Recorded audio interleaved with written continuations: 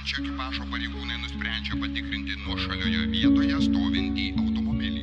Labas vakaras, patrulių rinktinė vyriausias patrulius Vitkevič, ką veikiat? Netrukus iš parduotuvės grįžta vairuotojo draugas. Policininkas nusprendžia apžiūrėti, ar jis neturi draudžiamų daiktų.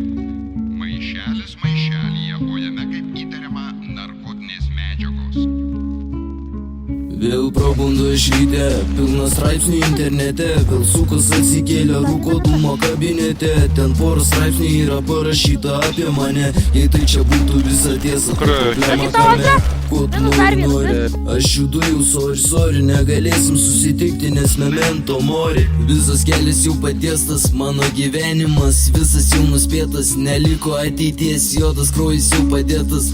Ko tu nekeli ragelio depresuką, mane jau bėsina šitą suką. Nežinau nuo ko pradėti, nežinau ir kaip kalbėti, jaučiuosi kaip įkalintas, kiek dar liko čia kalėti. Pradėjau magnetolą sukinėti, reikėjo pinigų, nežinojau kaip judėti.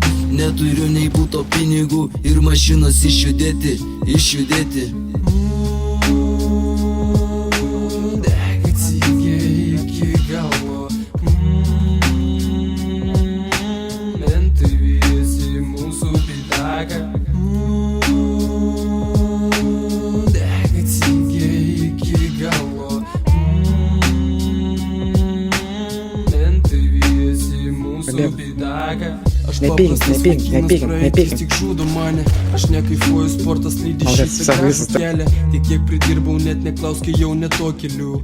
Ir mama man atleido, sorry mama, I love you. Man nereikėjo pinigų, be jų turėjau turtą. Mano svajonės išsipildė ir draugai ant ryšio. Manau, kiekvienas žino, apie ką kalbu, vaikystė, kol tėvai ieškojo.